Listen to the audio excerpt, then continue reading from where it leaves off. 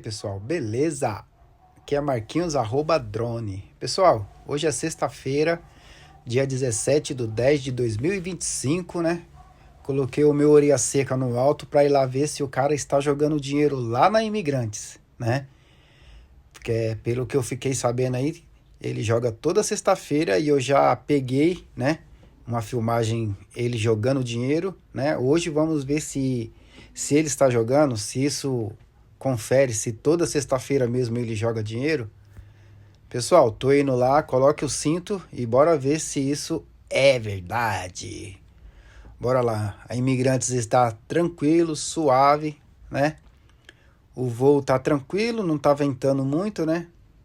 Então bora lá. É depois ali daquelas árvores ali, ó. Já tem a ponte, né? Então bora lá. Estamos chegando, mostrando aqui a paisagem, né? Diadema, né? Aqui é Imigrantes aqui, que corta aqui Diadema. Essa parte aqui é tranquilo para voar, né? Porque não tem a interferência dos prédios, então para cá é de boas.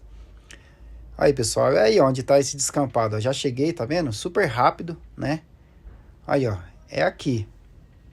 Pelo jeito não tem nada, ó. Não estou vendo nada. Vou dar um zoom aqui, ó, para vocês verem, ó. É agora mais ou menos quase 5 horas, né? Não tem ninguém, então provavelmente não vai ter nada. Porque antes das 5 já tá lotado de gente aí, ó. E olha aí como está, ó. Nada. Então, pessoal, é isso aí. Hoje não tem dinheiro, beleza? Quem gostou do vídeo aí, comente aí, beleza? Comente, compartilhe e curte, beleza? Agora eu vou fazer um voozinho aqui aleatório para não ficar um vídeo tão curto, né? Mostrando aqui a paisagem de Diadema. Quem conhece aqui esse local aqui, ó, comenta aí, beleza? Aqui é os prédios do Pombal, né? Olha aí, ó. Então eu vou fazer um voozinho aí, vou deixar aí a trilha aí para vocês ouvir, beleza? E quem conheceu o local aí, comenta aí, beleza? Aqui eu tô próximo aqui da Avenida Ulisses, né? Bem conhecida, que vai lá pro centro de Diadema.